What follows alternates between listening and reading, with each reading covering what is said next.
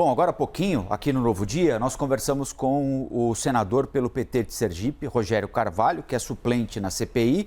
E agora vamos ouvir o senador Luiz Carlos Reins, do Progressistas, que também é suplente da CPI da pandemia, é senador pelo estado do Rio Grande do Sul. Senador, bom dia, muito obrigado pela entrevista aqui para a CNN.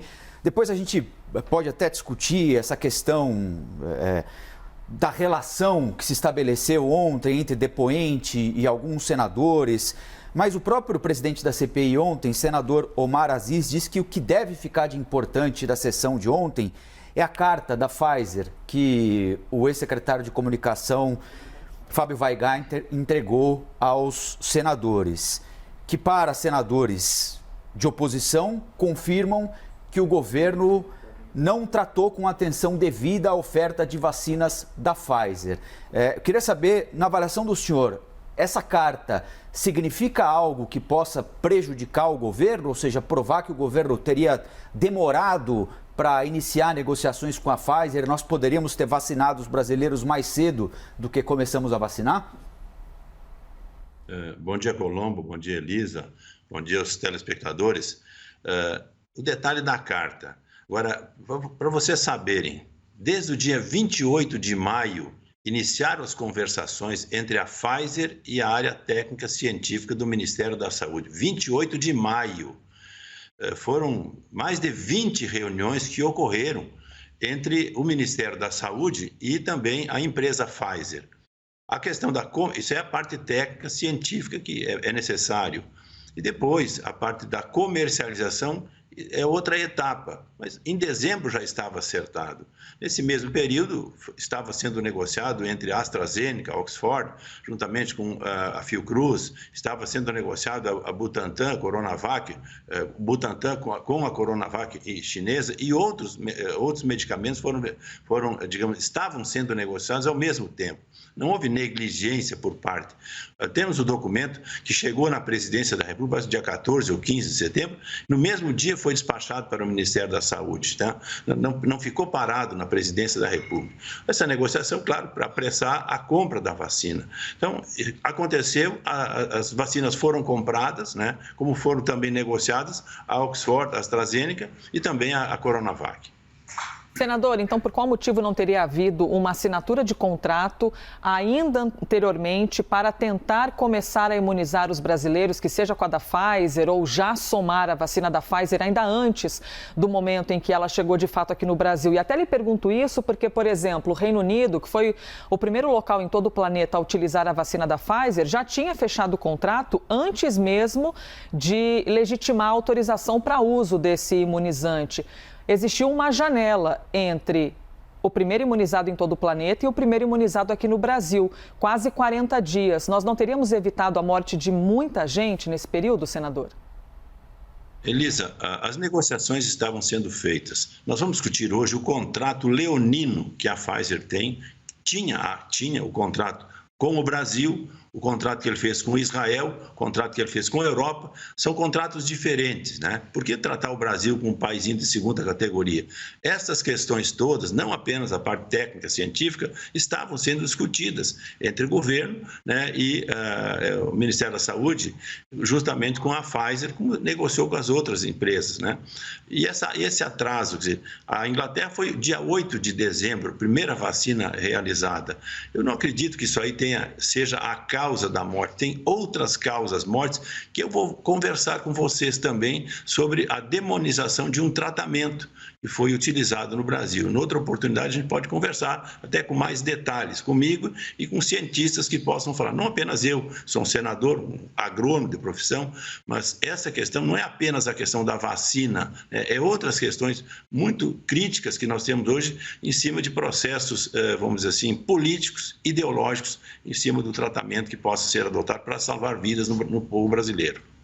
Senador, o que o senhor achou do depoimento de ontem do ex-secretário Fábio Weingarten? Por que o senhor acha que a coisa descambou daquele jeito para ameaça de prisão? O senhor conseguiu identificar em algum momento do depoimento do ex-secretário alguma mentira aos senadores? O senhor acha que houve uma intenção de conduzir respostas deles para aquilo que alguns senadores queriam ouvir? Por que a coisa terminou daquele jeito, senador? Um circo, Colombo. A forma que foi conduzida pelo próprio relator, o Renan Calheiros, já começou, quando na inquirição que ele fez, ele já fez a tentativa, já houve um bate-boca no primeiro, não foi a questão do Flávio Bolsonaro, que chegou no final da tarde.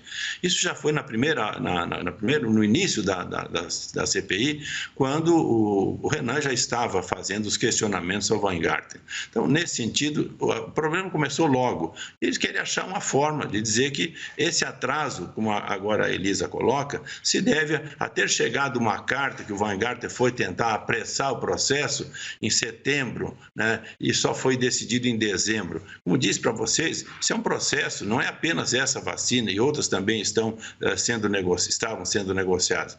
Mas muito mais é a questão política que está em jogo nesse instante. Eu insisto nessa questão, nessa parte, entendeu? Para fazer esse carnaval que estão fazendo, tudo bem, faz parte do processo, é legítimo que eles façam isso. Agora, eu não foco na eleição do ano que vem, não estou preocupado com a eleição do ano que vem, como eles estão preocupados. Achar, vamos dizer assim, alguma coisa que possa prejudicar a imagem do presidente e do governo Bolsonaro. Senador, o senhor acredita que o ex-secretário de Comunicação do Planalto mentiu ontem na comissão? Eu não levo para esse lado as falas, cada um fala, ele disse isso, disse aquilo. Eu não conheço, não vi a entrevista da Veja. Depois circulou, foi pedida a entrevista da Veja. Eu não sei exatamente o que ele falou para a Veja, né? Então isso é importante. A Veja disponibilizou um áudio, foi solicitado ontem, durante a CPI, que a Veja disponibilizasse, né? O colega de vocês, o Policarpo, é um jornalista sério, experimentado. Ok, isso aí vai ser também verificado lá. São detalhes. Basília Rodrigues, senador, eu ia anunciar, a nossa colega Basília Rodrigues, nossa analista de política em Brasília, quer fazer uma pergunta ao senhor também. Basília? Oi, tudo bem, senador? Muito bom dia. Olha, a nossa cobertura é assim, né? A gente ouve quem é governista e quem não é governista, buscando sempre o maior equilíbrio possível. Obrigada por estar aqui conosco, levando em consideração tudo que a gente ouviu aqui em quase 8 horas de depoimento do ex-secretário de Comunicação da Presidência da República, Fábio Weingarten. Eu gostaria de saber, na sua avaliação, caberia mesmo a CPI ter convocado Weingarten? O senhor acha que ele deveria ter vindo aqui para prestar depoimento à comissão, ou isso sugere um desacerto na articulação política do Palácio do Planalto? O que está acontecendo com a articulação do Planalto diante aí da CPI? O senhor acha que Weingarten deveria ter vindo ou houve um erro de articulação? Questão de erro de articulação, a CPI é autônoma. Nós somos minoria na CPI, Basílio. Você sabe, os senadores da base do governo são minoria. Esses requerimentos foram já acertados. Nós insistimos e eles resistem em não trazer prefeitos e governadores. Aí existe também uma resistência. A insistência que nós fizemos desde a semana passada, quando o senador Girão apresenta um requerimento, uma parte da CPI é para investigar governadores e prefeitos. Logicamente, o relator não tem interesse, a maioria da comissão não tem interesse, então fica nessa posição. Não há problema de ouvir o Weingarten, porque em função da reportagem que ele deu à revista Veja, fez a parte dele, ok? E nós já verificamos, já ouvimos ele. Veja, agora eles querem trazer novamente o Quiroga, trazer novamente o Weingarten, para refazer o depoimento. Vai fazer o quê? Só para atrapalhar. O que nós queremos também é ouvir governadores e prefeitos. E uma outra questão importante, trazer cientistas que possam falar a respeito do tratamento. Diz que a cloroquina não funciona, que a cloroquina é proibida, não podia ser utilizada. Eu recomendei vários cientistas que falam favoráveis. E eles tragam cientistas que falam o contrário. Tem muitas coisas para serem verificadas nesse instante. A vacina é um episódio, está sendo realizada nesse meio tempo, foi comprado e o governo já explicou, as doses estão aí sendo aplicadas. O Brasil hoje é o 4º país do mundo em aplicação de vacinas. Tem fatos positivos que o pessoal não quer saber disso, quer achar porque, como a Elisa perguntou, atrasou 15 dias, um mês, faz parte do processo. A negociação existiu entre 3 grandes empresas que já estão vacinando e outras empresas estão sendo também analisadas pela Anvisa e serão aprovadas e o Brasil logo, logo terá muito mais vacina. A preocupação é o que fazer para termos um número de vacinas suficiente para vacinar a nossa população. Senador, o que o senhor vai querer saber do representante da Pfizer a partir de daqui a pouquinho? Por que o contrato com Israel é de uma forma e o contrato com o Brasil é de outra forma? Por que o contrato com a Europa é de um jeito? As exigências que eles fazem para o Brasil, o fórum, as garantias que exigem, né, das nossas vacinas. Então, nós temos... E ele vai explicar também o início do processo de conversação. Como eu disse para vocês, começou em maio, né, a negociação, como também começou com a AstraZeneca, como também começou com a Coronavac e outros processos que estão em andamento. São 3 vacinas que já compraram, outras vacinas também, todas elas iniciaram o seu processo de negociação para a parte técnica e a parte econômica. Por que o Brasil é tratado como um país de segunda categoria? Senador Luiz Carlos Reins, do Rio Grande do Sul, muito obrigado mais uma vez pela entrevista aqui para a CNN. Bom trabalho para o senhor a partir de daqui a pouquinho na CPI. Nós vamos acompanhar. Bom dia, viu? Bom dia. 8h18. Juliana Lopes está lá no local, está nos bastidores da CPI da pandemia e já traz para a gente um pouquinho da movimentação. Previsão hoje, Juliana, é para que o convidado a comparecer para esse depoimento comece logo às 9 horas da manhã, né? Porque ontem havia essa previsão, mas começou um pouquinho mais tarde. Exatamente, Elisa. Houve um entendimento ontem dos senadores que ele deve começar já às 9 com esse depoimento, porque a gente lembra, eles anteciparam aí esse horário dos depoimentos para as 9 da manhã, mas para começar discutindo questões administrativas, isso não deve acontecer hoje. Aprovação de requerimento, todos esses pontos fica para depois e às 9 já começa o depoimento, claro, com um pouquinho de atraso sempre. A gente acompanha a chegada dos senadores por aqui. Grande expectativa, lembrando, é para que Carlos Murilo trate aí sobre as negociações com a Pfizer, né? Mais detalhes, usando pontos de ontem do depoimento do ex-secretário de Comunicação, que disse, inclusive, que a Pfizer enviou uma carta ao governo brasileiro pedindo celeridade nessas tratativas, mas não houve resposta por 2 meses. Ponto importante que vai ser questionado hoje. A gente acompanha a chegada, portanto, dos senadores, alguns já transitam por aqui e daqui a pouquinho voltamos com mais informações. É com vocês. 8h20. Agora é hora de liberdade de opinião aqui no Novo Dia.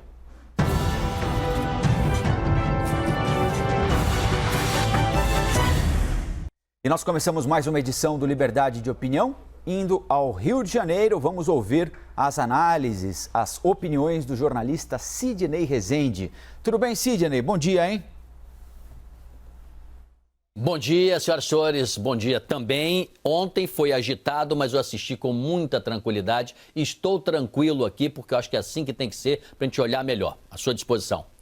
Então vamos lá saber quais são as suas impressões sobre a CPI da pandemia. Sidney, daqui 40 minutinhos, aliás, reforço, por isso que a gente está antecipando Liberdade de Opinião. Quem acompanha o Novo Dia, o Liberdade, está acostumado com o horário das 9 horas da manhã, mas como os senadores anteciparam o início da sessão das 10 para as 9 horas da manhã, e nós vamos acompanhar sempre as sessões, nós antecipamos também o início do Liberdade de Opinião sempre para 8h20 da manhã. Mas eu lembro que se você não puder acompanhar ao vivo, depois pode acompanhar no YouTube, pode acompanhar nas nossas redes sociais quando for mais conveniente para você.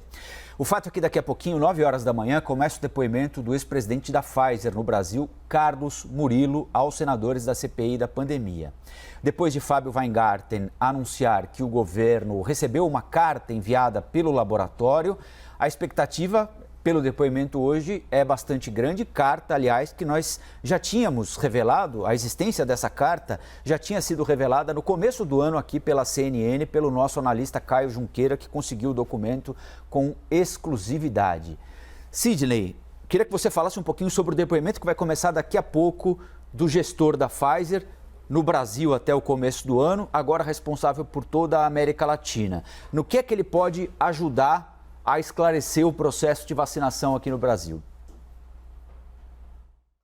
Excelente escolha da CPI. E por quê? Porque o presidente mundial da Pfizer, que assina essa carta que você fez referência, e ontem ela foi entregue oficialmente pelo ex-secretário de Comunicação do governo Bolsonaro à CPI, Albert Bourla, ele desde o início tinha nesse depoente de hoje, o doutor Murilo, o representante para negociar no Brasil, comandar as aproximações junto ao governo federal para a possível venda dos primeiros lotes da vacina da Pfizer Pfizer ao Brasil, já que havia, àquela época, já negociações com outros países e os Estados Unidos já tinham, inclusive, lembrando que a Pfizer é uma empresa de 170 anos, né? E ela, portanto, tem um excelente trânsito junto aos governos americanos, ela conseguiu que a encomenda, ainda à época do governo Trump, fosse feita das vacinas quando elas fossem produzidas. Porque naquela época havia ainda as investigações, os levantamentos, as pesquisas em fase 2, não é? E o presidente mundial da Pfizer designou o Dr. Murilo, que